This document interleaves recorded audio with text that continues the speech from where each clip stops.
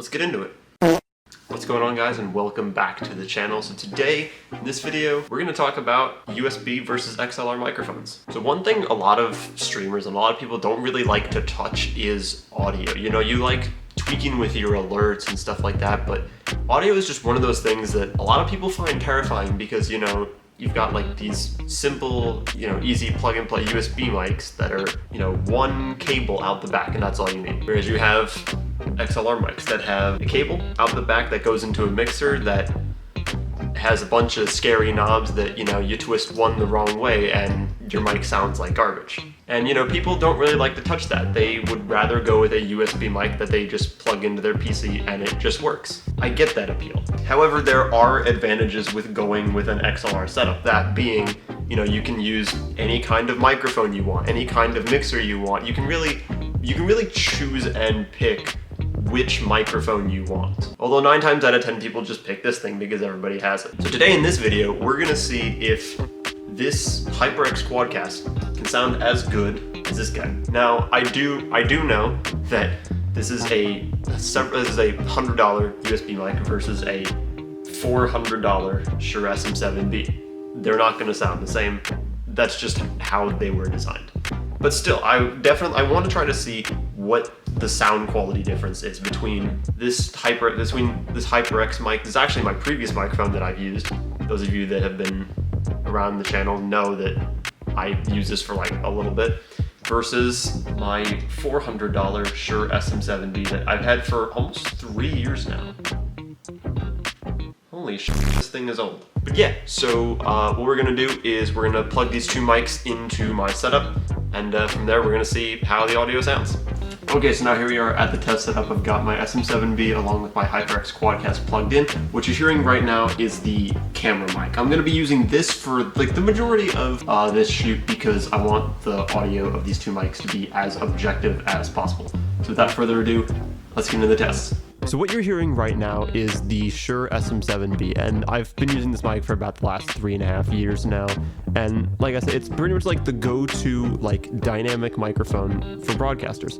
Sounds great, as you can hear right now. So I've got a 4:1 compression ratio, as well as my standard EQ on this mic, which I usually add to my stream. So you've got a pretty good taste of what this sounds like. So now we're gonna swap over to the HyperX Quadcast. I can't actually hear the difference in my ears right now.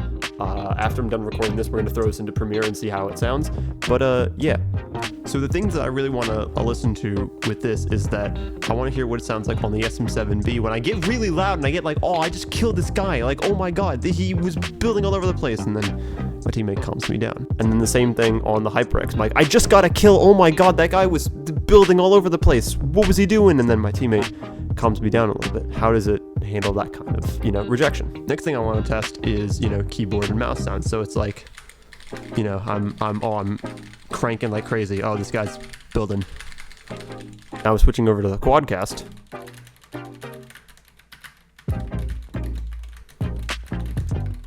That's basically it. Okay, so now here we are back on the setup. I've re-put everything back the way it was. Finally. I don't think I missed anything that I know of. So yeah, now we have our audio test in Premiere Pro, so let's take a listen to it. Right now is the Shure SM7B, and I've been using this mic for about the last 3.5 years now. And like I said, it's pretty much like the go-to like dynamic microphone for broadcasters. Sounds great, as you can hear right now.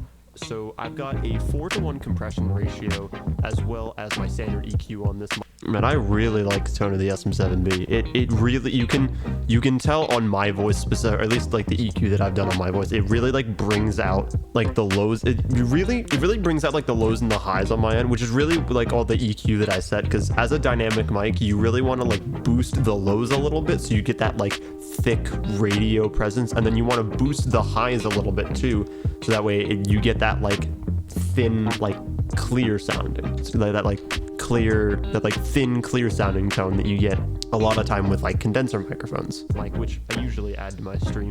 So you've got a pretty good taste of what this sounds like. So now we're gonna swap over to the HyperX Quadcast. I can't actually hear the difference in my ears right now. Right off the bat, the difference is actually A lot more stark than I expected it to be. But you can definitely tell going into the HyperX Quadcast that it sounds like a different microphone.